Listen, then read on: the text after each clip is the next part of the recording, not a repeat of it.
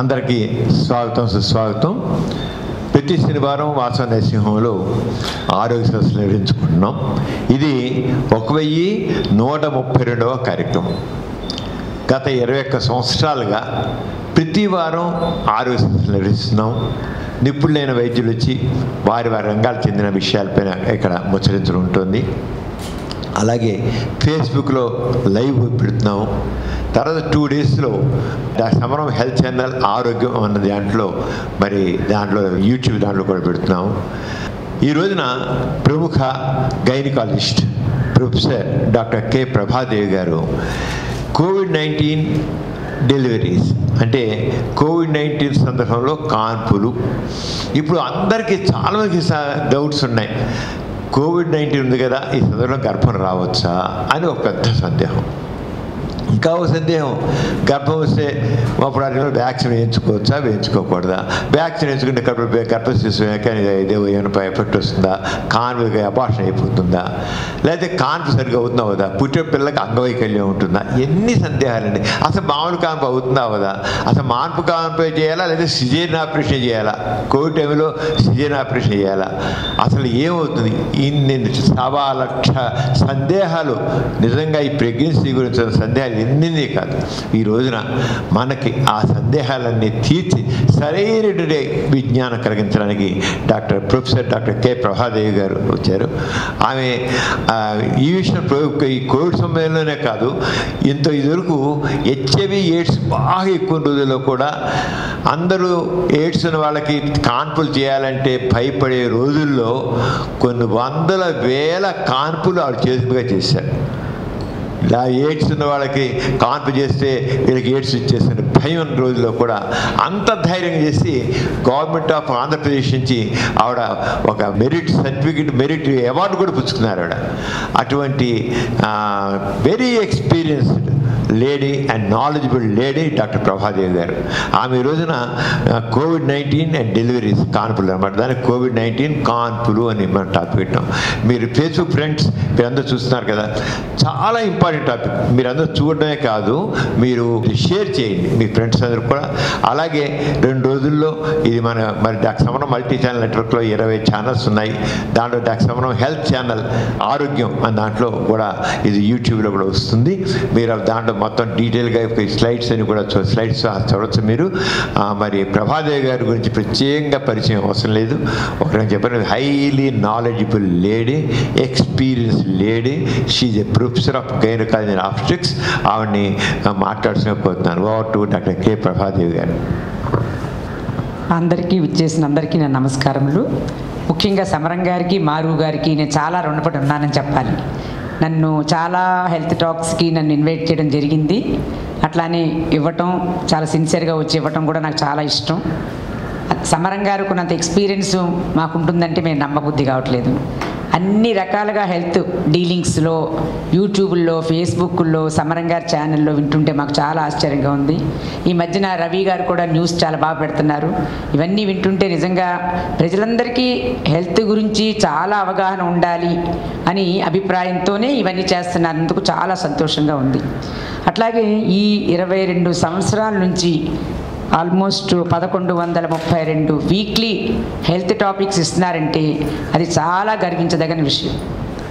అందులో ఈ మధ్యన మారు గారికి కూడా ఒంట్లో బాగోలేదు అన్నా కూడా ఇవి అన్ఇంటరప్టెడ్గా చేస్తున్నందుకు సమరం గారికి, మారు గారికి, వాసవ్య మహిళా మండలి సభ్యులందరికీ ఇది చాలా మా తరఫున అభినందనీయులు అందజేస్తున్నాను.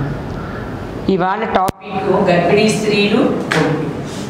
మీ అందరికీ ఈ పాటికి కోవిడ్ అనేది ఏంటి అనేది చాలామందికి 1.5 సంవత్సరం నుంచి మనం బాధపడుతున్నాం ఈ ఇన్ఫెక్షన్ నుంచి. అందరి మనసుల్లో ఆవేదన, భౌతికంగాను ఆవేదనగాను చాలా ఉంటుంది. ఎవరు బయటికి రావడానికి సమస్యగా ఫీల్ అవుతున్నాం. అట్లాగే వస్తే మనకి మాస్క్ లేకుండా ఉండాలా, మాస్క్ తీసేస్తే మనకి ఎంత భయం అనేది కూడా చాలా భయంకరంగా ఉంది. సో దీని గురించి ముఖ్యంగా ఇవాళ గర్భిణీ స్త్రీలు గర్భిణీతో ఉన్నప్పుడు ఎలా చూపించుకోవాలి, అట్లాగే గర్భిణీతో కోవిడ్ వస్తే ఏ విధంగా మనం జాగ్రత్తలు తీసుకోవాలి, వాళ్ళ తరఫున అట్లాగే మా తరఫున అంటే ఆరోగ్యపరంగా మా హెల్త్ వర్కర్స్ తరఫున కానీ, డాక్టర్స్ తరఫున కానీ, అట్లాగే వ్యాక్సినేషన్ చేసుకోవాలా లేదా, చేసుకుంటే వాటి సమస్యలు ఉన్నాయా లేదా అనే దాని గురించి ఇవాళ వివరించి చెప్తాను. అసలు ఫస్ట్ కోవిడ్ అంటే ఏంటంటే అందరికీ తెలుసు. కోవిడ్ COVID అని ఇంగ్లీష్లో ఉంది, అదే కరోనా అని తెలుగులో ఉంది. కోవిడ్ అంటే వైరస్ అనే డిసీజ్ వల్ల వచ్చింది. అట్లా వైట్ కరోనా అంటున్నారు అంటే దానికి ఒక కిరీటం లాగా బొమ్మ ఉంటుంది కదా, ఇప్పుడు ప్రోటీన్స్ అన్నీ ఇలా ప్రొజెక్టెడ్గా ఉంటాయి, దానివల్ల క్రౌన్గా ఉంటుంది కాబట్టి కరోనా అంటారు. ఇది ఆల్మోస్ట్ COVID-19 అని ఎందుకు అన్నారు అంటే మనందరికీ తెలిసింది. డిసెంబర్ 2019 డిసెంబర్లో చైనాలో ఫస్ట్ వుహాన్ కంట్రీలో, వుహాన్ సిటీలో వచ్చింది.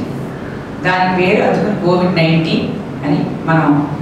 అట్లాగే SARS-2 అంటున్నాం. SARS అంటే SARS అంటే severely active respiratory syndrome. So ఈ కోవిడ్ ఇన్ఫెక్షన్ వాడికి బాగా రెస్పిరేటరీ ఇన్ఫెక్షన్ వచ్చి న్యూమోనియా అనే కాంప్లికేషన్తో ఏదైనా పెద్దవాడు కానీ గర్భిణీ స్త్రీలు కానీ ఐసీయూలో అడ్మిట్ అవ్వడం కానీ మరణించడం అనగా జరుగుతుంది.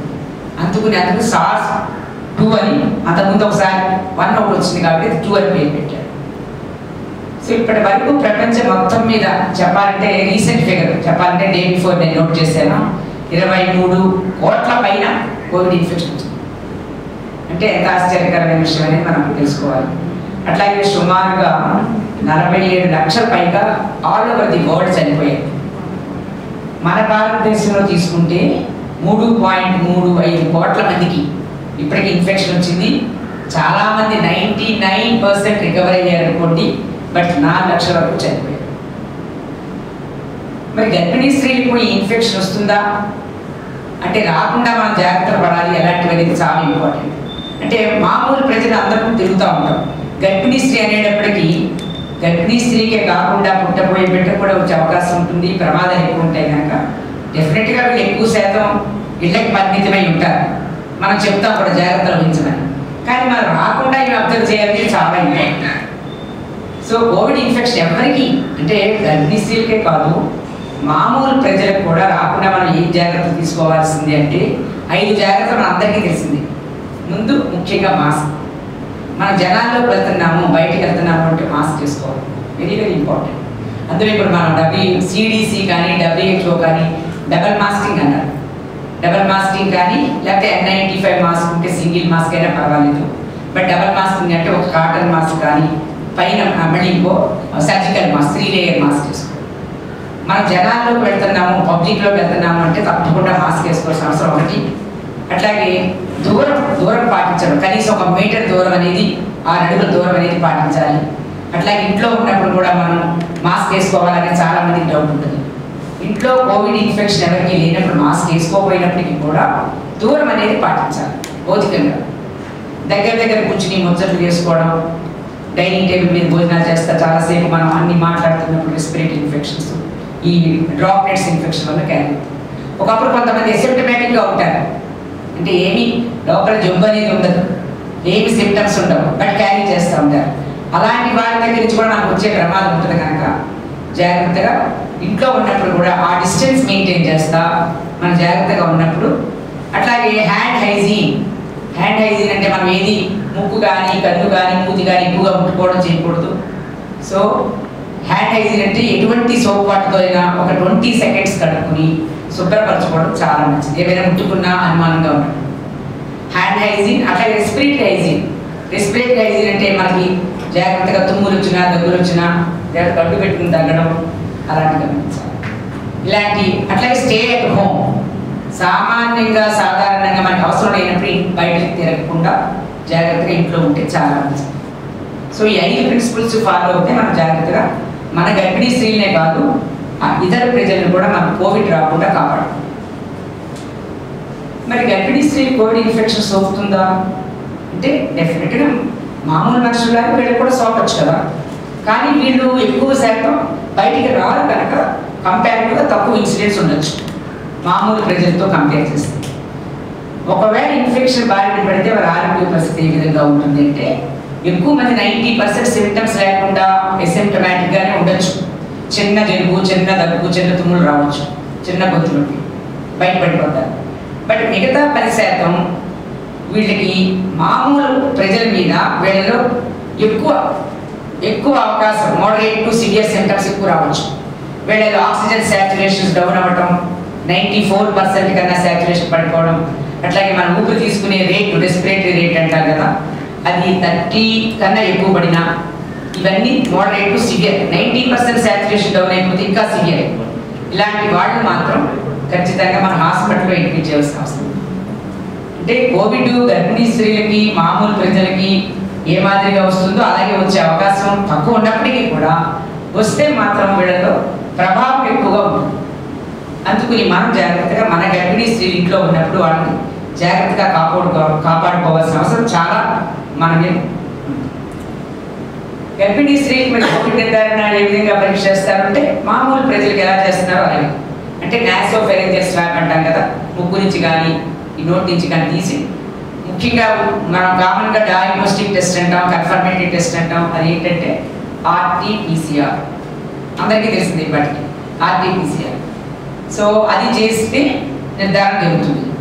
అట్లాగే మనం అర్జెంట్గా కొన్ని గర్భిణీ స్త్రీలు మనం చేయవలసిన అవసరం ఉంది. ఫర్ ఎగ్జాంపుల్ కాన్పు నొప్పులు వస్తున్నాయి, అలాంటి వాళ్ళలో ఏమైనా సిమ్టమ్స్ ఉన్నాయి, లేకపోతే గర్భిణీలోని సిమ్టమ్స్ ఎక్కువగా ఉన్నాయంటే అర్జెంటుగా ఒక టెస్ట్ చేసుకోవాలనుకుంటే antibody test, rapid antigen test అంటారు. అలా చేసి పాజిటివ్ ఉంటే డెఫినెట్గా పాజిటివే. నెగిటివ్ ఉన్నంత మాత్రాన నెగిటివ్ కాదు, పాజిటివ్ ఉన్నంత మాత్రాన గ్యారంటీగా పాజిటివ్ అయి ఉండొచ్చు, కానీ నెగిటివ్ ఖచ్చితంగా నెగిటివ్ అయి ఉండదు. కనుక మళ్ళీ మన కన్ఫర్మేటరీగా RT-PCR టెస్ట్ అనేది చేయాలి. ఇప్పుడు మన హాస్పిటల్స్ అందరిలో అన్నింటిలోనూ కూడా మనం ఏం చేస్తున్నామంటే గర్భిణీ స్త్రీలకి లక్షణాలు లేనప్పటికీ కూడా డెలివరీ సమయంలో, డెలివరీ ముందు కానీ 5 రోజులు 1 వీక్ బిఫోర్ ఈ RT-PCR టెస్ట్ చేసి అడ్మిట్ చేసుకోవడం కానీ డెలివరీ చేయడం కానీ చేస్తున్నాం. ఎందుకు అంటే ప్రమాదం అనేది అక్కడ ఉన్న గర్భిణీ స్త్రీకే కాకుండా ఆవిడ టెస్ట్ చేసిన డాక్టర్స్ కానీ paramedical staff, health care workers అందరికీ వచ్చే అవకాశాలు ఉంటాయి. సో ఆ విధంగా మనం హాస్పిటల్ ఏ ప్రొసీజర్ చేస్తున్నప్పటికీ కూడా ఇప్పుడు ఈ టెస్టులు చేసి నిర్ధారించి మనం ఆపరేషన్స్ కానీ డెలివరీలు కానీ మిగతా ఎనీ సర్జికల్ ప్రొసీజర్స్ కానీ చేయడం జరుగుతుంది. ఒకవేళ కోవిడ్ నిర్ధారణ జరిగితే అది తప్పనిసరిగా తెలియజేయాలి. అందరికీ అన్ని ల్యాబొరేటరీస్ ICMRకి రిపోర్ట్ చేస్తున్నారు. ఈవెన్ మన హాస్పిటల్లో కూడా ర్యాపిడ్ టెస్ట్ కానీ ఏమైనా చేసి పాజిటివ్ అయితే మన బాధ్యత ICMRకి తప్పకుండా ఇన్ఫార్మ్ చేయాల్సిన అవసరం ఖచ్చితంగా. గర్భిణీ స్త్రీ క్వారంటైన్ ఎలా ఉండాలి ఒకవేళ పాజిటివ్ వస్తే? అంటే క్వారంటైన్ అంటే ఏంటంటే స్ట్రిక్ట్గా చెప్పాలంటే గర్భిణీ స్త్రీకి ఎక్స్పోజ్ అయినట్టు. ఒక కోవిడ్ ఇంట్లో ఒక పేషెంట్ ఉన్నారు ఉదాహరణకి, అలాంటి వాళ్ళు గబుక్కుని ఎక్స్పోజ్ అయిన తర్వాత ఆవిడకి అలాంటి లక్షణాలు లేవు, కానీ బెటర్గా క్వారంటైన్ అంటే ఏంటంటే నిర్ధారణ జరిగే వరకు కొన్ని రోజులు 10 నుంచి 14 రోజులు మనం ఆవిడని సేఫ్గా వేరే రూమ్లో ఐసోలేట్ చేసి మనం పెడతానికి క్వారంటైన్. మరి ఐసోలేషన్ అంటే ఏంటి అంటే ఆల్రెడీ సిమ్టమ్స్ ఉన్నాయి, కోవిడ్ పాజిటివ్ వచ్చింది, అలాంటి వాళ్ళని మనం సెపరేట్ చేసేదాన్ని ఐసోలేషన్ అంటారు. అంటే ఇంట్లో ఎవరైనా తల్లిదండ్రులు కానీ లేకపోతే ఇంకెవరైనా పిల్లలకు కానీ పాజిటివ్ వచ్చినప్పుడు ఈ గర్భిణీ స్త్రీని సెపరేట్ చేసి మనం ఒక 5 రోజులు పోయిన తర్వాత మళ్ళీ టెస్ట్ చేసే వరకు మనం క్వారంటైన్ పీరియడ్లో పెడతాం. ఆల్రెడీ పాజిటివ్ వచ్చేసింది అనుకోండి, అలాంటి వాళ్ళని మనం ఐసోలేషన్లో పెట్టి సిమ్టమ్స్ తక్కువగా ఉన్నంతసేపు, అంటే ఏంటి 94 శాచురేషను, అట్లాగే పల్స్ రేట్ మంచిగా ఉంది 80 to 90 మధ్యలో ఉన్న, అట్లాగే రెస్పిరేటరీ రేట్ అంటే ఊపిరి తీసుకునే రేటు బిలో 30 ఉన్నప్పుడు వాళ్ళని మనం అసిమ్టమాటిక్గా ఉన్నారు కనుక ఇంట్లోనే ఉంచి 10 రోజులు 14 రోజులు మనం అబ్జర్వ్ చేసుకోవాలి. కానీ వీళ్ళకి కంటిన్యూస్గా మానిటరింగ్ అనేది ఒకటి అబ్జర్వ్ చేస్తూ ఉండాలి. డాక్టర్ పర్యవేక్షణలో కానీ హెల్త్ కేర్ వర్కర్ పర్యవేక్షణలో కానీ ఎటువంటి లక్షణాలు అంటే ఏంటి, ఒక పల్స్ ఆక్సిమీటర్ ఇచ్చి వాళ్ళకి పల్స్ ఆక్సిమీటర్ చూసుకోవడం, పల్స్ చూసుకోవడం, తర్వాత ఏమీ సిమ్టమ్స్ లేకపోతే నార్మల్గా గర్భిణీ స్త్రీ తీసుకోవాల్సిన ఆహారంతో పాటు ఎక్సర్సైజ్ చేయాలి ఇంట్లోనే. ఆ ఒక రూమ్ కన్ఫైన్ అయినా కూడా వాళ్ళు మినిమం రోజుకి 15 గంట నుంచి అరగంట వరకు వాకింగ్ చేస్తే వాళ్ళల్లో రక్తం గూడు కట్టుకునే అవకాశం ఉండదు. మామూలుగానే గర్భిణీ స్త్రీకి రక్తం గూడు కట్టుకునే అవకాశం ఎక్కువ ఉంటుంది సెడెంటరీగా ఉండి కూర్చుని పడుకుంటే. ఒకే రూమ్ ఇచ్చినప్పుడు వాళ్ళు ఏం చేస్తారు, బెడ్ కన్ఫైన్ అయిపోతారు, లేకపోతే కూర్చుండిపోతారు. వాళ్ళకి మనం ఈ థింగ్స్ అన్నీ చెప్పాలి. సో రెస్ట్తో పాటు సరైన ఆహారం, అట్లానే చక్కగా నడవటం, అన్ని హైజీనిక్గా ఉండడం, హ్యాండ్ హైజీన్ అవన్నీ అవలంబిస్తే డెఫినెట్గా మనం ఈ 90% అసిమ్టమాటిక్ పేషెంట్స్ మనం మంచిగా తీసుకురావచ్చు. కోవిడ్ ఇన్ఫెక్షన్ వచ్చిన గర్భిణీ స్త్రీ ఎలాంటి హాస్పిటల్ చికిత్స తీసుకోవాలి, ఇది చాలామందికి అనుమానం. ఉదాహరణకి మా NRI హాస్పిటల్ ఉంది, కోవిడ్ పేషెంట్లు మేమే ట్రీట్ చేయట్లా, ఈవెన్ అన్ని రకాల ఎక్విప్మెంట్ ఉన్నా కూడా. ఎందుకు అంటే అది డిజగ్నేటెడ్ హాస్పిటల్ అయి ఉండాలి.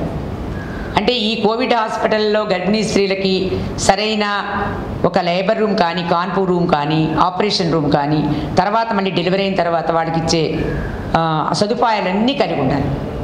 ఐసోలేటెడ్గా ఉండాలి, మామూలు జనాలతో మిక్స్ చేయకూడదు. అందుకుని ఇలాంటి డిజిగ్నేటెడ్ సెంటర్స్ కొన్ని, ఉదాహరణ గవర్నమెంట్ హాస్పిటల్ సిద్ధార్థ, లేకపోతే గుంటూరు గవర్నమెంట్ హాస్పిటల్, అలా కొన్ని కోవిడ్ డిజిగ్నేటెడ్ హాస్పిటల్స్ ఇచ్చారు. చాలా హాస్పిటల్స్ ఇచ్చారు, అవన్నీ మామూలు ప్రజలకి. కానీ గర్భిణీ స్త్రీలకు అలా కాదు, ఓన్లీ కొన్ని డిజిగ్నేటెడ్ హాస్పిటల్స్ కింద ఇచ్చారు. అందుకుని అన్ని చోట్ల మనం ఈ కోవిడ్ ఉన్న వాళ్ళని డెలివరీ చేయడానికి కుదరదు. ఎందుకంటే జనరల్ పూల్తో కంబైన్ చేస్తే ఇన్ఫెక్షన్ మిగతా వాళ్ళకి వచ్చే అవకాశం. Separate staff, separate health care workers, separate counselling, even psychological counselling చాలా ఇవ్వాలి. ఎందుకంటే వీళ్ళల్లో చాలా మానసికంగా వాళ్ళకి బేబీకి ఏమవుతుంది, తల్లికి ఏమవుతుంది అనే వ్యధ ఎక్కువైపోతుంది. వాళ్ళకే కాదు, వాళ్ళ ఫ్యామిలీ మెంబర్స్, హస్బెండ్కి, పేరెంట్స్కి కూడా మనం చాలా సపోర్ట్ ఇవ్వాలి. సో అందుకుని వీళ్ళ కోవిడ్ ఇన్ఫెక్షన్ వచ్చినంత మాత్రాన మనం వాళ్ళకి మానసికంగా కానీ, ఫిజికల్గా కానీ మానసికంగా మనం చాలామంది కౌన్సిలింగ్ చేస్తే డెఫినెట్గా వాళ్ళు మంచిగా బయటకు వచ్చేస్తారు. ఉదాహరణకి మొదటి 3 నెలల్లో కోవిడ్ ఇన్ఫెక్షన్ వచ్చింది అనుకోండి, చాలామందికి డౌట్ వచ్చేస్తుంది, ఇదేమైనా గర్భిణీ తీయించేసుకోవాల్సిన అవసరం ఉందేమో, బేబీకి పుట్టుకతో వచ్చే అవకతవకలు వస్తాయేమో అనే అనుమానం చాలామందిలో ఉంటుంది. కానీ ఎట్టి పరిస్థితుల్లో ఇప్పుడు ఆల్ ఓవర్ ది వరల్డ్ చేసిన స్టడీస్లో ఎక్కువగా RCOG స్టడీస్ అంటారు, UK, ఎక్కడ చూసినా సరే అమెరికన్ స్టడీస్ కానీ, ఎక్కడ బేబీకి పుట్టుకతో వచ్చే అవకతవకలు లేవని నిర్ధారణ జరిగింది. అంటే తల్లి నుండి బిడ్డకు ఉమ్మునీరు ద్వారా కానీ, మాయ ద్వారా కానీ, వెజనల్ సెక్రీషన్, యోని సెక్రీషన్స్ ద్వారా కానీ డెలివరీ అయినప్పుడు ఎక్కువగా లేదు అనే అంశాలు తెలుస్తున్నాయి. వెరీ మినిమల్ ఉంటే ఉండొచ్చు, కానీ టెరటోజెనిసిటీ అంటారు, అంటే బేబీకి పుట్టుకతో వచ్చే అస్తవ్యస్తలు కానీ, అవకతవకలు కానీ లేవని నిర్ధారణ జరిగింది. దాన్ని బట్టి మనం గర్భస్రావం చేయవలసిన అవసరం అయితే లేదు. కానీ పేషెంట్కి దీనివల్లే కాకుండా వేరే మార్గాల ద్వారా అబార్షన్ ఇష్టపడకుండా చేయించుకోవాలనుకుంటే మాత్రం హెల్త్ సర్వీసెస్ తప్పకుండా గర్భస్రావం చేయవలసిన అవసరం కూడా ఉంది. అంతేకాని ఇది కోవిడ్ టైము, నీకు అబార్షన్ చేయము అని మనం రిఫ్యూజ్ చేయడానికి కూడా వీల్లేదు.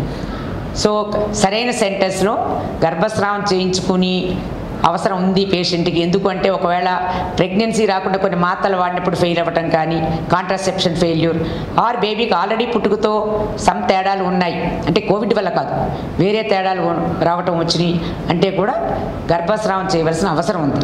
బట్ కోవిడ్ ఇన్ఫెక్షన్ వచ్చింది, నీ ప్రెగ్నెన్సీ మంచిగా ఉండదు అని చెప్పి మనం గర్భస్రావం చేయవలసిన అవసరం ఖచ్చితంగా లేదు. నెక్స్ట్, COVID-19 గర్భిణీ స్త్రీల మీద ఎటువంటి ప్రభావం చూపుతుంది? పుట్టబోయే బిడ్డ మీద ఆ ప్రభావం ఏమైనా ఉంటుందా అంటే, ఇప్పుడే చెప్పాను కదా, ఎటువంటి ప్రభావం ఎక్కువ శాతం లేదు.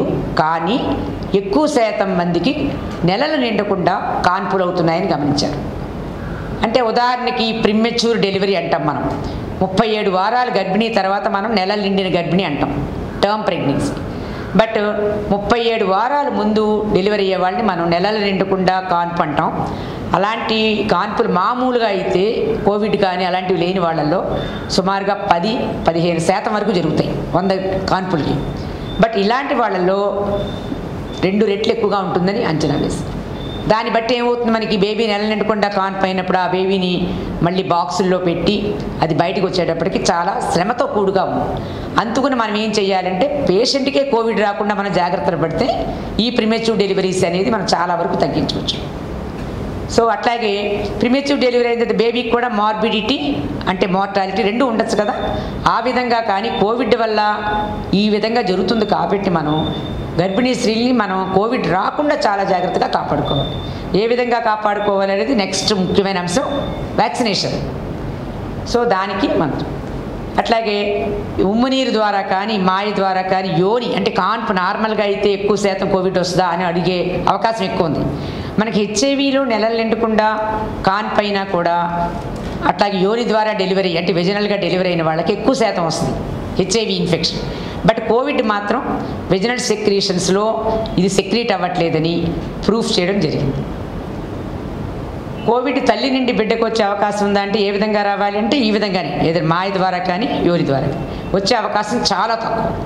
But after delivery mother active ఇన్ఫెక్షన్లో ఉంది కోవిడ్లో, ఉదాహరణకి ఆవిడ దగ్గర నుంచి వచ్చే రెస్పిరేటరీ ఇన్ఫెక్షన్ వల్ల బేబీకి వచ్చే అవకాశం ఉంటుంది. పాలు ఇచ్చే అవకాశం చాలా వరకు ఇవ్వచ్చు, పాల వల్ల మాత్రం రాదు. బ్రెస్ట్ ఫీడింగ్ ఇవ్వటం వల్ల రాదు, బట్ మదర్ రెస్పిరేటరీ ఇన్ఫెక్షన్ వల్ల వచ్చే అవకాశం ఎక్కువ ఉంటుంది. అందుకని అప్పుడు చాలా ముఖ్యంగా రెస్పిరేటరీ హైజీన్ అనేది చాలా ముఖ్యంగా అవలంబించాలి. కోవిడ్-19 సోకిన గర్భిణీ స్త్రీలకు పుట్టపోయే బిడ్డ మీద ఎలాంటి ప్రభావం ఉంటుందంటే ఇప్పుడే చెప్పాను కదా, అది పుట్టుకతో ఏమైనా అసాధారణ వచ్చే అవకాశం ఉంటుందంటే ఖచ్చితంగా అసాధారణతలు అంటే ఏంటి, అవకతవకలు కానీ ఏమి అవయవాలకి ఎటువంటి ప్రాబ్లం కానీ వచ్చే అవకాశం లేదు. గర్భిణీ స్త్రీ ఎలాంటి జాగ్రత్తలు పాటించాలంటే మనం చెప్పుకున్న 5 important: respiratory hygiene, hand hygiene, stay at home, mask and distance. Distance is very very important. For example గర్భిణీ స్త్రీలు ఉదాహరణకి ఎవరైనా జాబ్ ఎంప్లాయీస్లో ఉంటారు, చాలామంది ఉద్యోగాలు లేని వాళ్ళు, జాబ్ లేని వాళ్ళు ఇంట్లో పరిమితం అవ్వచ్చు.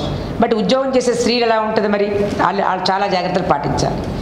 ఇలాంటి వాళ్ళకి ఎంప్లాయర్ అంటే ఏంటి, ఎవరైతే ఓనర్ ఉన్నారో ఆ కన్సర్న్డ్ జాబ్ చేసే ఎంప్లాయర్స్ ఈ ఎంప్లాయీస్కి మినిమంగా ఎక్స్పోజ్ అయ్యే అవకాశం తక్కువగా ఇవ్వాలి. అంటే గ్యాదరింగ్లో కూర్చోకుండా చిన్న చిన్న పనులు, ఎక్కువ అయితే లెస్ ఎక్స్పోజర్ ఉంటుందో ఆ టైప్ ఆఫ్ జాబ్ ఎంట్రీస్ చేయాలి.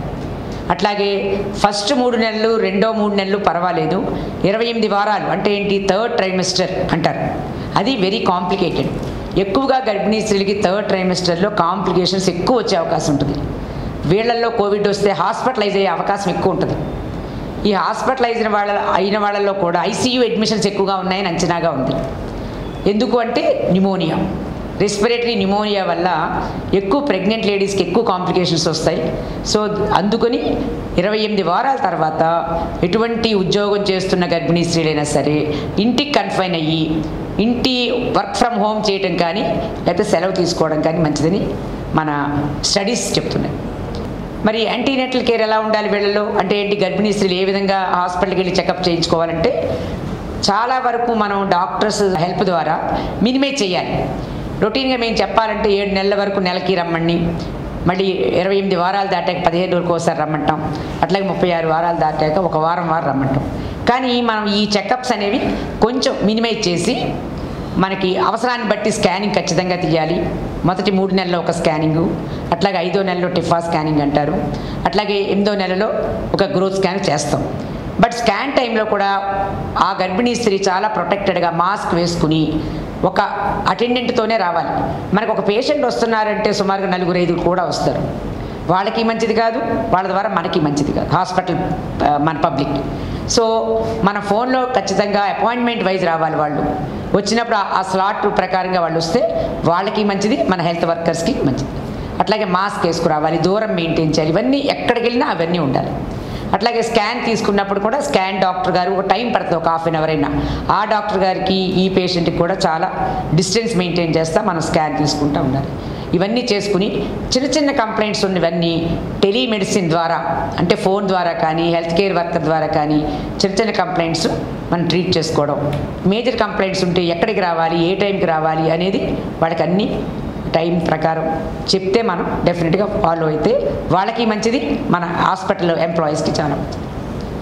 మరి కాన్పు ఎక్కడ చేయించుకోవాలి అనేది ఖచ్చితంగా ఇది కోవిడ్ డిజిగ్నేటెడ్ సెంటర్స్లోనే చేయించుకోవాలి.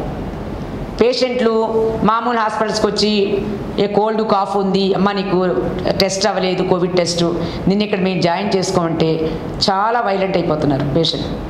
వాళ్ళకి ముందే తెలిసి ఉంటే చాలా మంచిది. ఏ మాదిరి జలుబు ఉన్నా, ఏ మాదిరి కోల్డ్ ఉన్నా, ఏ మాదిరి దగ్గున్నా ముందు ఆ టెస్ట్ చేసుకుని టెస్ట్ ప్రకారం పాజిటివ్ ఉంటే కోవిడ్ డిజిగ్నేటెడ్ సెంటర్స్, ఒకవేళ టెస్ట్ రిపోర్ట్ రాలేదు అంతవరకు మనకు అర్జెన్సీ లేదు అనుకుంటే మనం ఐసోలేటెడ్గా. సో పేషెంట్ ఇక్కడ అక్కడ తిరిగేటప్పటికి వాళ్ళకి చాలా టైం వేస్ట్ అయిపోతుంది. సో వాళ్ళకి పబ్లిక్కి తెలియాలి ఎక్కడ మనం డెలివరీ అవ్వాలి ఒకవేళ పాజిటివ్ వస్తే. ఈవెన్ ఒకవేళ మిడిల్ ఆఫ్ ది ప్రెగ్నెన్సీ అంటే ఫర్ ఎగ్జాంపుల్ 28 వారాలప్పుడు 26 వారాలప్పుడు కోవిడ్ వచ్చింది, తగ్గిపోయింది, 14 రోజులకే తగ్గిపోవచ్చు. కానీ మళ్ళీ డెలివరీ ఎక్కడ అవ్వాలి అంటే కూడా కోవిడ్ సెంటర్లోనే డెలివరీ అవ్వడం బెటర్. ఎందుకంటే ఇక్కడ కొన్ని కాంప్లికేషన్స్ రావచ్చు. కాంప్లికేషన్ డీల్ చేయాలంటే అన్నీ ఉన్న సెంటర్స్ అంటే ఏంటి, for example blood bank centres అవన్నీ అవైలబుల్ ఉన్న చోట ఉంటే వాళ్ళకి రిస్క్ అనేది ఉండదు. సో డాక్టర్స్ కూడా అలాగే అడ్వైజ్ చేయాలి. నెక్స్ట్, కాన్పు సాధారణ కాన్పు చేయాలా లేకపోతే ఆపరేషన్ చేయాలా అనేది కూడా చాలామందికి, ఈవెన్ డాక్టర్స్ కూడా డౌట్ వస్తుంది. కానీ ఎవరికి ఎలా జరుగుతుందో అలాగే చేయడం మంచిది. అంటే నార్మల్గా కాన్పు అయ్యే అవకాశం ఉంటే అనవసరంగా ఆపరేషన్ చేయక్కర్లేదు. ఆపరేషన్ చేసే ఇండికేషన్ ఖచ్చితంగా ఉందంటే ఆపరేషనే చేయాలి. అలా అని చెప్పి కోవిడ్ వచ్చింది కదా అని కోవిడ్ టైంలో మనం కాన్పు చేసేవలసిన అవసరం ఖచ్చితంగా లేదు. ఆ టైంలో తగ్గిన తర్వాత, నెలలు నిండిన తర్వాత మనం వెయిట్ చేసి మామూలు సాధారణ కాన్పు అయితే సాధారణం, లేకపోతే ఆపరేషన్ ద్వారా చేయొచ్చు.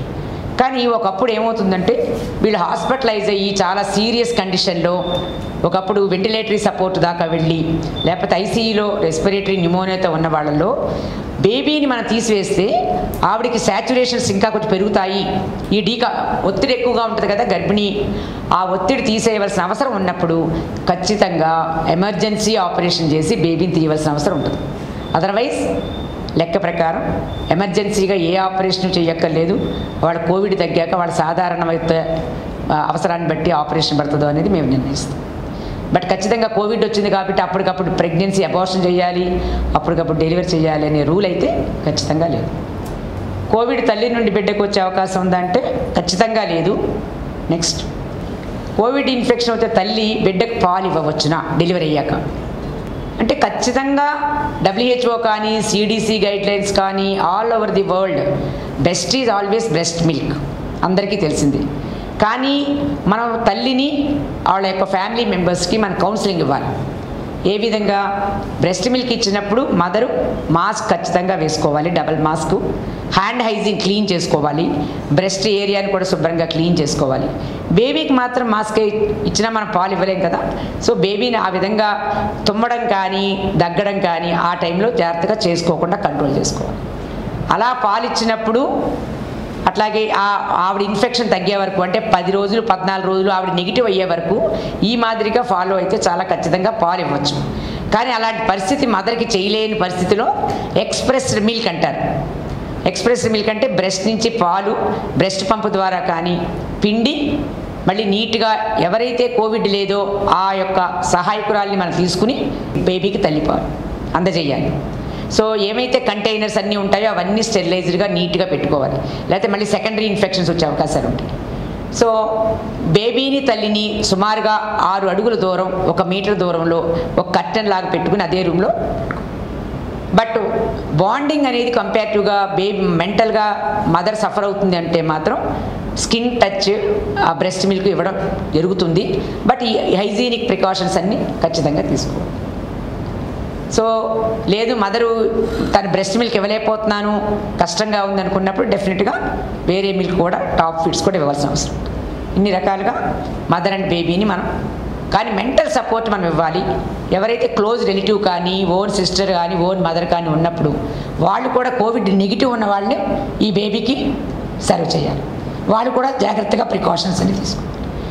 వ్యాక్సిన్ అంటే ఏమిటి అందరికీ తెలుసు, మనకు అన్ని రకాల వ్యాక్సిన్లు ఉన్నాయి. HIV వ్యాక్సిన్ ఇంకా రాలేదు అఫ్కోర్స్. ఇప్పుడు కోవిడ్ వ్యాక్సిన్ చాలా ఫాస్ట్గా వచ్చింది చెప్పాలంటే, ఇండియాలో కూడా చాలా ఫాస్ట్గా వచ్చింది. ఇవాళ పేపర్ చదివితే విన్నాను 85 crores వేశారంటే ఇప్పటికి. దగ్గర మన 140 crores ఉన్న జనాభాలో ఇండియాలో 80 crores వరకు ఇప్పుడు వ్యాక్సిన్ ఇచ్చారు. ఈ గర్భిణీ స్త్రీలు తీసుకోవాలా తీసుకోకూడదా అనేది జూన్ వరకు చాలా డైలమాలో ఉండింది. ఆల్ ఓవర్ వరల్డ్ అంటే ఫర్ ఎగ్జాంపుల్ UK, అమెరికా వాళ్ళు వ్యాక్సిన్ గర్భిణీ స్త్రీలకి వాళ్ళ కంట్రీలో ఇస్తున్నప్పటికీ మన ఇండియాలో అది ఇంకా పర్మిట్ అవ్వలేదు. జూన్ జూలైలో అన్ని రకాల సొసైటీలు అంటే మా సొసైటీ అంటే ఏంటంటే obstetric and gynaecological society national FOGSI అంటారు. సో అన్ని రకాల పీడియాట్రిక్ IAP అన్ని రకాలు ఒక గవర్నమెంట్కి సజెస్ట్ చేస్తా ఆర్డర్ తీసుకొచ్చారు. సో జూన్లో ఇది శాంక్షన్ అయింది, జూలై 1 నుంచి ఇది బిగినింగ్ అయింది. చాలామంది ప్రెగ్నెంట్ లేడీస్ చాలా బాగా అవేర్నెస్ వచ్చింది, తీసుకుంటున్నారు. కానీ డౌట్లు ఉన్నాయి ఇంకా చాలా వరకు. సో ఈ వ్యాక్సిన్ అనేది ఏంటంటే సేమ్ కోవిడ్ వైరస్ ఉంది ఫర్ ఎగ్జాంపుల్, మనకు వైరస్ లోపల బాడీలోకి వెళ్ళిన తర్వాత లైవ్, అది లైవ్ అంటే ఏంటి బతికి ఉన్న వైరస్. అలాంటి వైరస్ మన బాడీలోకి వెళ్ళి చాలా మనల్ని అవకతవకలు చేసేస్తుంది, ఏంటి జబ్బు రావటం అన్నీ. సో ఆ టైంలో మన బాడీ రోగ నిరోధక కణాలు అంటే యాంటీబాడీస్ ఏర్పడితే అప్పుడు మనకి ప్రొటెక్షన్ ఉంటుంది. సో అందుకని కోవిడ్ ఇన్ఫెక్షన్ వచ్చిన వాళ్ళకి యాంటీబాడీస్ ఇప్పుడు ఎన్ని రోజులు ఉంటున్నాయి అని చాలామంది అడుగుతున్నారు. 9 నెలలు ఉండొచ్చు అంటున్నారు, 6 నెలలు ఉండొచ్చు అంటున్నారు, బూస్టర్ ఇవ్వాలంటున్నారు, లేకపోతే every year vaccine, flu vaccine ఎలా ఇవ్వాలో అలా కూడా ఇవ్వాలంటున్నారు. కానీ ఇంకా 3rd డోస్ మనం ఇంకా పుచ్చుకోలేదు, అందరూ 2nd డోస్ అయ్యింది ఇప్పటికి.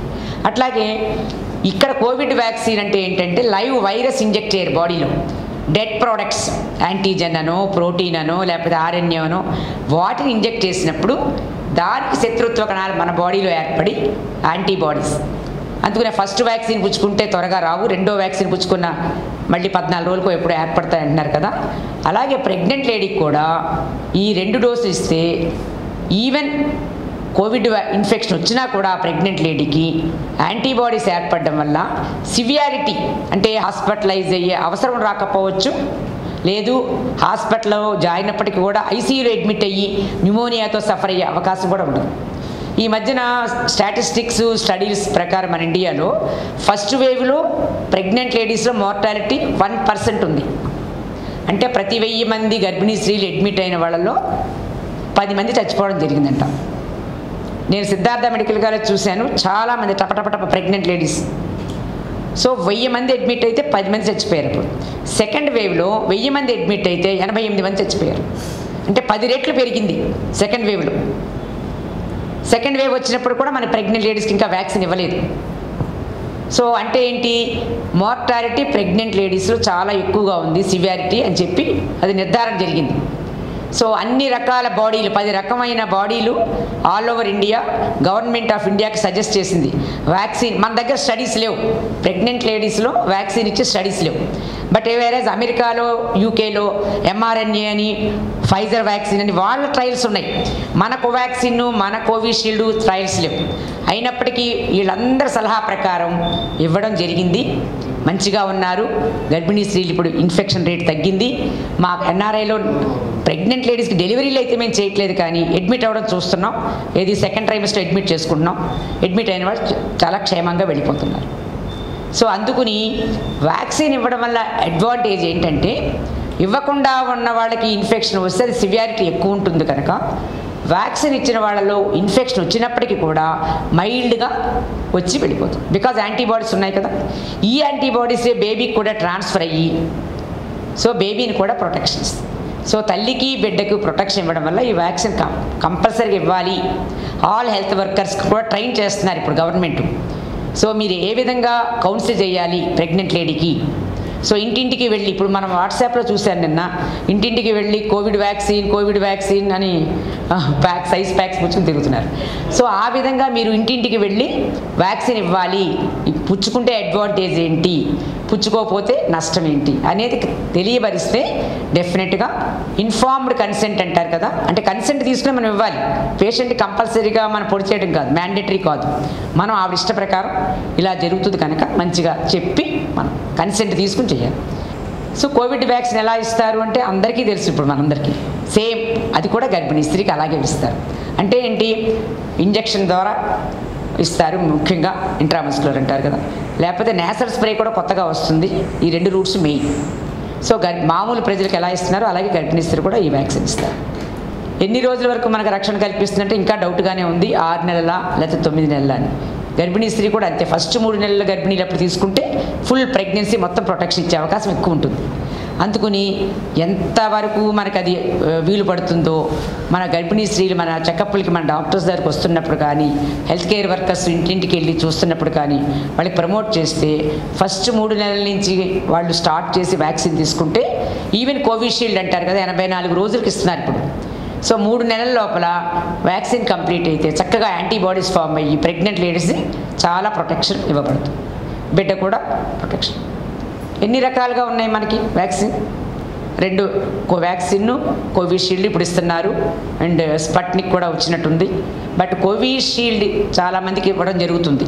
సో వీళ్ళు ఎలా రిజిస్టర్ చేసుకోవాలి గర్భిణీ స్త్రీలు అనే దానికి కూడా మామూలు ప్రజలు ఎలాగైతే కోవిన్లో వెళ్ళి యాప్లో డౌన్లోడ్ చేసుకుని రిజిస్టర్ అవుతున్నారో గర్భిణీ స్త్రీలు కూడా అలాగే చేసుకోవచ్చు. ఈవెన్ డైరెక్ట్గా కూడా సెంటర్కి వెళితే వాళ్ళు డైరెక్ట్ రిజిస్ట్రేషన్ చేస్తున్నారు. అండ్ వీళ్ళకి ఎక్కువ ప్రిఫరెన్స్ ఇస్తున్నారు గర్భిణీ స్త్రీలకి. ఎందుకంటే వాళ్ళ క్యూలో నిలబెట్టడం కానీ, అట్లాగే రిజిస్ట్రేషన్ అవ్వలేదు నీకు ఇంకా వెయిటింగ్లో ఉందని కాకుండా త్వరగా రిజిస్ట్రేషన్ జరుగుతుంది, త్వరగా ఇంజెక్షన్ ఇవ్వబడుతుంది. అట్లాగే వీళ్ళకి ఏమైనా సైడ్ ఎఫెక్ట్స్ వస్తున్నాయా అనేది మానిటర్ చేయడం కూడా చాలా చాలా ఇంపార్టెంట్. సో ఈ విధంగా చాలా చాలా రకాల సౌకర్యాలతో మన గవర్నమెంటు ప్రజలకి అందిస్తుంది. వ్యాక్సిన్ ఎవరిలో ఎలా రక్షణ కల్పిస్తుందంటే ప్రెగ్నెంట్ లేడీకే కాదు, మామూలు ప్రజలకే కాదు. నేను ఎందుకు వ్యాక్సిన్ పుచ్చుకోవాలని ఇంట్లోనే ఉంటాను కదా అనే భావనతో ఉండకుండా, మనకి వ్యాక్సిన్ పుచ్చుకోనప్పుడు మనకు కోవిడ్ వస్తే మన ద్వారా చాలామందికి వస్తుంది. సో ఒక పేషెంట్ కెన్ ట్రాన్స్మిట్ ఇన్ఫెక్షన్ 6 అంటారు కదా, ఆ రేట్ ఇప్పుడు తగ్గిందన్నారు. సెకండ్ వేవ్లో చాలా ఎక్కువ ఉంది. అందుకని వ్యాక్సిన్ మనకే కాదు ప్రొటెక్షన్, గర్భిణీ స్త్రీ అంటే గర్భిణీ స్త్రీకే కాదు, బేబీకి, అట్లాగే ఇతరులకు కూడా, ఇంటి 10 మెంబర్స్ కానీ, క్రౌడ్లోకి వెళ్ళినప్పుడు ఆ క్రౌడ్లో వచ్చే మెంబర్స్కి కానీ అందరికీ రక్షణ ఇస్తుంది. ఒకళ్ళు వ్యాక్సిన్ తీసుకుంటే ఆవిడకే కాదు. సో ఆ విధంగా అది రక్షణ కల్పిస్తుంది. వ్యాక్సిన్ తీసుకోవడం వల్ల శరీరంలో ఏమైనా దుష్ప్రభావాలు కలగవచ్చా అంటే చాలా మైనర్ సైడ్ ఎఫెక్ట్స్ వస్తాయి అందరికీ. చాలామందికి రావచ్చు. చిన్నగా ఫీవరు, చిన్నగా హెడేకు, చిన్నగా ఇక్కడ చేసిన చోట రెడ్ కావటం కానీ, చిన్న కదులు కట్టడం కానీ, చిన్న బాడీ పెయిన్స్ 3 days మెలైజ్ లాగా ఉండొచ్చు. బట్ ఇవన్నీ ఈ చిన్న వాటికి మనం యూజువల్గా గర్భిణీ స్త్రీలకు కూడా చిన్న పారాసిటమాల్ ట్యాబ్లెట్ మేము అడ్వైజ్ చేస్తాం. బట్ డైక్లోఫెనాక్ కానీ అలాంటి ట్యాబ్లెట్స్ ఇవ్వకూడదు, only paracetamol. And assurance, more important ఇది ఎష్యూరెన్స్. అంటే ఏమీ నీకు జరగదు, ప్రమాదం ఉండదని మన యొక్క కౌన్సిలింగ్ చేస్తే చాలా వరకు వీళ్ళు తీసుకుంటారు. గర్భిణీ స్త్రీల్లో మరి ఎలాంటి పరిమాణాలు ఉంటే మనం రిపోర్ట్ చేయాలి అంటే రేరెస్ట్ రేర్, చాలా తక్కువగా వాళ్ళల్లో ఏం జరుగుద్ది అంటే 20 రోజుల తర్వాత సడన్ కంప్లైంట్స్ అంటే లైక్ హెడేక్, సివియర్ హెడేక్, లేకపోతే కళ్ళు బ్లర్ అవ్వటం, కళ్ళు చూపు మందగించడం కానీ సడన్గా, అట్లాగే సడన్ చెస్ట్ పెయిన్, బాగా ఆయాసపడటం, అట్లాగే సడన్గా పొట్టలో నొప్పి, సడన్గా లెగ్ పెయిను, లేకపోతే రెడ్గా చుక్కలు పడటం, పెటీకే అంటారు ఎప్పుడైనా. అలాంటివి వస్తే మాత్రం ఇమీడియట్గా వాళ్ళు ఎక్కడైతే వ్యాక్సిన్ పుచ్చుకున్నారో లేకపోతే ఎక్కడైతే డాక్టర్ ద్వారా చెకప్ చేసుకుంటున్నారో వాళ్ళకి ఇన్ఫార్మ్ చేస్తే ఆ అడ్వర్స్ రియాక్షన్స్ అంటారు, adverse reactions of the vaccine మనం డెఫినెట్గా ఇంటిమేట్ చేసి గవర్నమెంట్కి కూడా ఇంటిమేట్ చేయాల్సి వస్తుంది. అట్లాగే ఆ మదర్కి కానీ బేబీకి కానీ ఏమైనా కడుపులో బేబీ ప్రమాదం అయ్యి చనిపోవటం కానీ, లేకపోతే పుట్టిన బిడ్డ చనిపోవటం కానీ జరిగితే అలాంటివి కూడా మనం ఇంటిమేట్ చేయవలసిన అవసరం ఉంది. ఇవన్నీ స్టాటిస్టిక్స్లో యాడ్ అయితే మనకి ఎంతవరకు అడ్వర్స్ రియాక్షన్స్ వస్తున్నాయి, ఎంతవరకు సైడ్ ఎఫెక్ట్స్ తక్కువగా ఉన్నాయి అని తెలియడానికి కూడా ఇది చాలా వరకు మనకి బాగుంది. గర్భిణీ స్త్రీలు కోవిడ్ వ్యాక్సిన్ వేయించుకునే విధంగా తగు సలహాలు మనం ఇవ్వాలి. హెల్త్ కేర్ వర్కర్స్ సూచనలు అందించి చాలా వరకు ప్రోత్సహించాలి మనం. అంతేగాని వ్యాక్సిన్ వేసుకుంటే నీకు సైడ్ ఎఫెక్ట్స్ రావచ్చు, చెడ్డైపోతుంది అని కాదు. ఇది చేసుకోవడం వల్ల మీకు ఎంత లాభం అంటే వచ్చి ఇన్ఫెక్షన్ వస్తే ఎంత ప్రమాదం అవుతుందో అంతవరకు మనం ఎక్స్ప్లెయిన్ చేస్తే డెఫినెట్గా చాలామంది అంగీకరించే అవకాశం ఎక్కువ ఉంటుంది. హస్బెండ్ కూడా వస్తారు, లేకపోతే పేరెంట్స్ వస్తారు, వాళ్ళకు కూడా మనం ప్రోత్సహించి తగినట్లుగా మనం గర్భిణీ స్త్రీకి వ్యాక్సిన్ తీసుకోవడం చాలా చాలా మంచిది. ఎక్కడ వేయించుకోవాలి అంటే నియర్ బై సెంటర్, ఎక్కడైతే దగ్గరలో కోవిడ్ సెంటర్ ఉందో లేకపోతే కోవిన్ యాప్ డౌన్లోడ్ చేసుకుని రిజిస్టర్ చేయించుకోండి. కలిగే ఇబ్బందులు ఆల్రెడీ చెప్పాను. అతి తక్కువగా ఇబ్బందులు, ఆరోగ్య సమస్యలు చాలా తక్కువగా ఉంటాయి. సో రేరెస్ట్ రేర్, ఎవరికైనా జరగచ్చు. ఏ వ్యాక్సిన్ ఎవరికైనా ఏ వ్యాక్సిన్ పుచ్చుకున్నా, ఏ మందు వేసుకున్నా ఒకరికి మంచిగా ఉండొచ్చు, ఒకరికి చిన్న తేడా. అదే తేడా ఈ గర్భిణీ స్త్రీలు కూడా ఉంటుంది. ఎవరు తీసుకోకూడదు, సమ్టైమ్స్ కాంట్రా ఇండికేషన్ అంటారు కదా, వ్యాక్సిన్ ఖచ్చితంగా నువ్వు తీసుకోకూడదు అనే వాళ్ళు కూడా కొంతమంది రేర్గా ఉండొచ్చు. వీళ్ళు ఎలాంటి వాళ్ళు అంటే ఎలర్జిక్ రియాక్షన్స్, ఏ ఫుడ్ పడినా కూడా ఎలర్జిక్ రియాక్షన్స్, ఆయాసం రావడం, లేకపోతే దద్దులు రావటం, ఇలాంటి ముందు కోవిడ్ ఒక వ్యాక్సిన్ పుచ్చుకుంటే వాళ్ళకి కూడా సివియర్ ఇన్ఫెక్షన్, సివియర్ ఏమైనా రియాక్షన్ లా వస్తే మాత్రం తదుపరి డోసులు ఖచ్చితంగా పుచ్చుకోకూడదని చెప్పాలి. ఈవెన్ సివియర్ ఫుడ్ ఎలర్జీ ఉన్న వాళ్ళు కూడా తీసుకోకూడదని బెటర్. అట్లాగే ఆస్తమా, సివియర్ ఆస్తమా ఎవరికైనా. బట్ లెక్క ప్రకారం వ్యాక్సిన్ ఇచ్చే వాళ్ళకి కాంట్రా ఇండికేషన్ అంటూ ఎక్కువ ఉండవు, రేర్గా ఉండొచ్చు. గర్భిణీ స్త్రీల్లో వ్యాక్సిన్ గురించి ప్రపంచం మొత్తం మీద ఎటువంటి సిఫార్సులు చేస్తున్నాయి అంటే ఖచ్చితంగా అందరూ గర్భిణీ స్త్రీలు ఏ నెలలో తీసుకోవాలి, ఏ ట్రైమెస్టర్లో తీసుకోవాలి అనేది కాకుండా ఎప్పుడు గర్భిణీ స్త్రీ రిజిస్టర్ అయితే అప్పటి నుంచి వ్యాక్సిన్ తప్పకుండా తీసుకోవాలి. అన్ని రకాల సొసైటీలు, అమెరికా సొసైటీ ఏంటి, యునైటెడ్ కింగ్డమ్ ఏంటి, ఇండియా ఏంటి, ఏ సొసైటీ కూడా అన్నీ సిఫార్సు చేస్తున్నాయి, దీనికి నో కాంట్రా ఇండికేషన్ అని చెప్తున్నాయి. ఎన్ని రకాలు ఉన్నాయంటే మనం చెప్పుకున్నాం. కోవిషీల్డ్, కోవాక్సిన్ మనకి ఇండియాలో ప్రస్తుతం అవైలబుల్లో. సో ఎటువంటి వ్యాక్సిన్ తీసుకోవాలంటే ఏది ఈజీగా దొరుకుతుంది మీకు, ఏది అవైలబుల్గా ఉందో ఆ టైంలో అంటే ఖచ్చితంగా తీసుకోవచ్చు. కానీ ఎంత సమయంలో తీసుకోవాలనేది వాళ్ళు రిజిస్టర్ చేసిన తర్వాత ఆ వ్యాక్సిన్ టైప్ని బట్టి వాళ్ళు చెప్తారు. కోవాక్సిన్ అంటే ఉదాహరణకి 4 వారాల నుంచి 6 వారాలని, అట్లా కోవిషీల్డ్ అంటే 84 రోజుల నుంచి 90 రోజుల లోపలని చెప్తున్నారు. ఒకవేళ కోవిడ్ ఇన్ఫెక్షన్ వచ్చింది అనుకోండి ప్రెగ్నెంట్ లేడీకి, వాళ్ళు ఎప్పుడు వ్యాక్సిన్ తీసుకోవాలి అంటే కనీసం 3 నెలల గ్యాప్ ఇవ్వాలి, లేదు 2 నెలలు రికవరీ అయిన తర్వాత తీసుకోవాలి. అంటే యూజువల్గా ప్రెగ్నెంట్ లేడీస్కి వచ్చినప్పుడు డెలివరీ అయిన తర్వాత తీసుకోవచ్చు. సో వాళ్ళు కూడా తప్పకుండా 3 నెలలు, ఎందుకంటే కోవిడ్ ఇన్ఫెక్షన్తో వచ్చిన యాంటీబాడీస్ మళ్ళీ డిసపేర్ అయిపోతాయి. సో అందుకని మళ్ళీ వ్యాక్సిన్ ఖచ్చితంగా పుచ్చుకోవాలి. చాలామంది కోవిడ్ టెస్ట్ చేసుకోండి మీరు గర్భిణీ స్త్రీలు డెలివరీ ముందు అంటే, మేడం నేను 2 వ్యాక్సిన్లు పుచ్చుకున్నానండి అయినా నాకు వస్తుందంటారా అంటే, వచ్చే అవకాశం ఉంటుంది, బట్ వస్తే సివియారిటీ తగ్గుతుందని మేము ఇస్తున్నాం అంతే తప్ప కోవిడ్ వ్యాక్సిన్ ఇచ్చినంత మాత్రం రాదు అని కాదు. అని అలా అని రెక్లెస్గా మనం బయట తిరిగేసి అలా చేస్తే వచ్చే అవకాశం. మన జాగ్రత్తలు వ్యాక్సిన్ పుచ్చుకున్నా కూడా ఈ 5 ప్రిన్సిపల్స్ మనం తప్పకుండా పాటించాలి. సో కోవిడ్ ఇన్ఫెక్షన్ వచ్చి తగ్గిన వారు కూడా వ్యాక్సిన్ ఇవ్వవచ్చునా? ఖచ్చితంగా ఇవ్వాలి. వాళ్ళకి ఇన్ఫెక్షన్ వస్తుందా? తప్పకుండా వస్తుంది అంటే రావచ్చు. ఓకే. గర్భిణీ స్త్రీలు కోవిడ్ వ్యాక్సిన్తో పాటు ఇతర వ్యాక్సిన్లు కూడా వేయించుకోవచ్చా? ఎలాంటి వ్యాక్సిన్ ఇస్తాం మేము గర్భిణీ స్త్రీలకి? టీటీ ఇంజెక్షన్ అంటారు కదా, అందరికీ తెలుసు. టెటనస్ టాక్సైడ్, ధనుర్వాతం రాకుండా మేము చేస్తాం. ఇప్పుడు ఏం చేస్తున్నామంటే ఈ మధ్యన మేము కొన్ని గైడ్ లైన్స్ ప్రకారం ఫస్ట్ ఇంజెక్షన్ టీటీ ఇస్తున్నాం, రెండో టీటీ ఇంజెక్షన్ బదులు టీడాప్ అంటారు. అంటే టెటనస్, డిఫ్తీరియా అండ్ పెట్రుసిస్ అంటే కోరింత దగ్గు, ధనుర్వాతం, కంఠవాయువు రాకుండా బేబీకి 6 వారాల దాకా మదర్కి ఇస్తున్నారు సెకండ్ డోస్ కింద. సో ఆ సెకండ్ డోస్ మేము ఎప్పుడు ఇస్తామంటే గర్భిణీ స్త్రీలకి 26 వారాలు దాటాక ఇస్తున్నాం. సో కోవిడ్ వ్యాక్సిన్ కూడా అదే టైంలో ఇస్తున్నాం అనుకోండి, ఒకవేళ ఈ వ్యాక్సిన్కి ఆ వ్యాక్సిన్కి కనీసం 15 రోజులు గ్యాప్ ఇవ్వాలి. అట్లాగే ఫ్లూ వ్యాక్సిన్ కూడా ఇవ్వడం జరుగుతుంది ఇప్పుడు ప్రెగ్నెంట్ లేడీస్కి. ఎందుకంటే ఫ్లూ కూడా కామన్ అయిపోయింది ఇప్పుడు, స్వైన్ ఫ్లూ అంటారు కదా. ఫారిన్ కంట్రీస్లో ప్రతి సంవత్సరం వాళ్ళు ప్రతి క్లయింట్కి హాస్పిటల్ నుంచి ఒక రిమైండర్ వెళ్తూ ఉంటుంది, ఫ్లూ వ్యాక్సిన్ డ్యూ అని చెప్పి. అట్లాగే మన దగ్గర కూడా రేపు కోవిడ్ వ్యాక్సిన్ డ్యూ అని చెప్పో లేకపోతే ఫ్లూ వ్యాక్సిన్ డ్యూ అనో మనకు కూడా రిమైండర్స్ గవర్నమెంట్ యాప్లు పెట్టచ్చు రేపు నుంచి. సో ఇలాంటి వ్యాక్సిన్లు ఇవ్వవలసిన అవసరం ఉంది కాబట్టి గర్భిణీ స్త్రీలకి కోవిడ్ వ్యాక్సిన్కి ఈ తదుపరి 2 వ్యాక్సిన్లకి కనీసం 15 రోజులు గ్యాప్ ఇవ్వచ్చు. సో అది ఇంపార్టెంట్.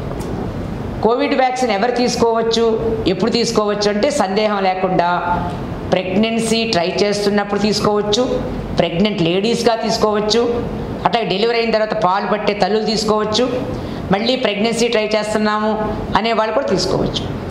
ఈ వ్యాక్సిన్ తీసుకోవడం వల్ల మగవాళ్ళల్లో కానీ ఆడవాళ్ళల్లో కానీ మళ్ళీ సంతాన ఉత్పత్తి ఏమైనా ప్రాబ్లం వస్తుందా అంటే ఇప్పటి వరకు కణాల మీద ఎటువంటి దోషం లేదని నిర్ధారణ జరిగింది. సో అందుకుని ఖచ్చితంగా మగవాళ్ళు కానీ ఆడవాళ్ళు కానీ ప్రెగ్నెన్సీ ట్రై చేస్తున్నప్పుడు భయపడి కోవిడ్ వ్యాక్సిన్ తీసుకోకపోవడం జరగవలసిన అవసరం లేదు, భయపడాల్సిన అవసరం లేదు. అందరూ తీసుకోవచ్చు. ప్రెగ్నెన్సీ ట్రై చేస్తున్న వాళ్ళు, ప్రెగ్నెంట్గా ఉండగా, డెలివరీ అయిన తర్వాత తల్లిపాలు ఇస్తున్న వాళ్ళల్లో, అట్లాగే అందరూ తీసుకుని అబౌవ్ 18 years ఇప్పటివరకు as and now they are vaccination is being given to all the people. So thank you very much for having taken me this opportunity from Dr. Samaran garu, and my extreme thanks to Dr. Maru garu and all people listening. Thank you. Doctor Prabha Devi గారు చాలా చక్కగా అందరికీ అర్థమయ్యే రీతిలో చెప్పారు. ఫేస్బుక్లో ఒక్కరు కూడా క్వశ్చన్స్ పంపించలేదు, ఎవరు కూడా పోస్ట్ చేయలేదు ఫేస్బుక్లో. ఇక్కడ ఉన్న వాళ్ళు ఎవరికైనా డాక్టర్ మాట్లాడేది ఏమైనా డౌట్స్ ఉంటే అడగాల్సిన కోరుతున్నాను. ఎవరికైనా డౌట్స్ ఉంటే అడగండి. ఎవరికి లేదా? అంత చక్కగా చెప్పేసాను. ప్రతి ఒక్కటి ఎంత స్పష్టంగా చెప్పారు. చాలా బాగా చెప్పారు మేడం, ఎక్సలెంట్. డౌట్స్ అని తీరిపోయాయి అందరికీను. చాలా క్లియర్గా చాలా స్పష్టంగా చెప్పారు. మీకు చాలా ధన్యవాదాలు. అసలు ఎవరికి డౌట్ లేకున్నాను. తర్వాత వచ్చే వారం డాక్టర్ ఇండ్ల విశాల్ రెడ్డి గారు mental health in an unequal world అనేది టాపిక్ మీద మాట్లాడుతున్నారు. వచ్చే వారం అందరం కలుసుకుందాం. మరి ఇంతటితో ఈ కార్యక్రమం ముగిసింది. మరి ఈ కార్యక్రమం మీరు అందరూ ఫేస్బుక్లో చూశారు కదా. ఇప్పుడు దీన్ని ఇంకా డీటెయిల్గా పవర్ ప్రెజెంటేషన్తో ఇంకా చక్కగా మీరు డాక్టర్ సమరం హెల్త్ ఛానల్ ఆరోగ్యం అన్న దాంట్లో మీరు యూట్యూబ్లో చూడవచ్చు. మన యూట్యూబ్లో డాక్టర్ సమరం మల్టీ ఛానల్ నెట్వర్క్లో దాదాపు 20 ఛానల్స్, అంటే science channel, health channel, kid channel, women channel, youth channel, consumer awareness channel, ఇలా రకరకాల 20 ఛానల్స్ మనం రన్ చేస్తున్నాం. మీరందరూ కూడా దానికి యాప్ ఉంది, యాప్ డౌన్లోడ్ చేసుకోండి. అందరికీ ఎడ్యుకేట్ చేయాలి విషయంతో అన్ని యాంగిల్స్లోనూ పెట్టాము. ఇది మీరు గూగుల్ ప్లే స్టోర్లోకి వెళ్ళి డాక్టర్ సమరం మల్టీ ఛానల్ అని మీరు టైప్ చేసి గూగుల్ ప్లే స్టోర్లో మీకు తప్పకుండా డౌన్లోడ్ చేసుకుని మొత్తం ఈ 20 ఛానల్స్ కూడా చూడకుడతాను. అలాగే యూట్యూబ్లో కూడా నేను చూస్తూ ఇప్పుడు ఈ రోజుతో ఈ కార్యక్రమం ముగిసింది. అందరికీ ధన్యవాదాలు.